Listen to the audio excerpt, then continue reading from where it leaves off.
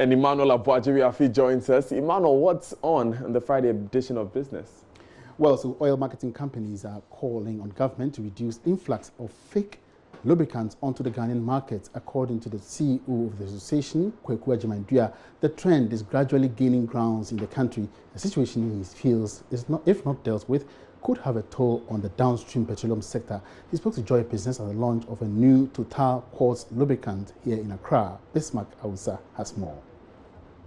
The Association of Oil Marketing Companies is calling for a crackdown on counterfeit versions of engine oil and lubricant products on sale in the country. According to its chief executive, Kweku Ajimandua, this has become a major problem for its customers and believes it's affecting brand quality of its members. If you see, go out in the market, we have more than 100 different types of lubricants. Some of them are imitation. Oh, it's just a innovation to have more money somewhere, and some of them will just make the company and imitate the brand. That's what is really bad. And so, how does it affect your industry? What happens is that, for instance, this new product we just launched, if somebody imitates it and the quality is not good, the impression is that this new brand is not good. But that's not it. Because of the imitation, then you may think that the things, and they will lose. So, and it's something, once we are tackling the fuel smuggling on the other side, as it goes down, you will see it will be coming to lubricants.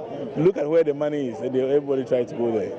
The Total Quartz 9000 Future 0W20 is a new lubricant Total has introduced onto the market. According to the managing director of the company, Eric Fancini, the product seeks to reduce the cost motorists incur on vehicle maintenance. It is specially designed to ensure motorist comfort by reducing maintenance costs, reduce fuel consumptions, and protecting the environment through improved air quality. In a related development, the coordinator of the Unified Petroleum Price Fund at the National Petroleum Authority, Samuel Asari Bediako, has pledged the authority's continuous support to providing favorable environments for downstream petroleum sector to thrive. We at the National Petroleum Authority will continue to provide the right regulatory environment for all players in the downstream petroleum sector to conduct business in a healthy and fair competitive manner to meet the expectation of the consuming public. A big day for the future of cars. Now, the customer is considered key to the bottom line of all business organizations. It is against this backdrop that corporations invest a lot to keep the customer happy. As we wrap up the Customer Service Week celebrations today, Karen Dodo takes a look at customer service in Ghana and its significance. The month of October has been set aside to celebrate customers. The week 7th to the 11th October was the highlight of the celebration of the customer, with several firms sending appreciative messages to their customers. Of course, the customer is the reason for every business, but how exactly did the observance of Customer Service Week come about? Yvonne Ohui McCarthy is a customer service expert and tells us more. So it originated from the United States.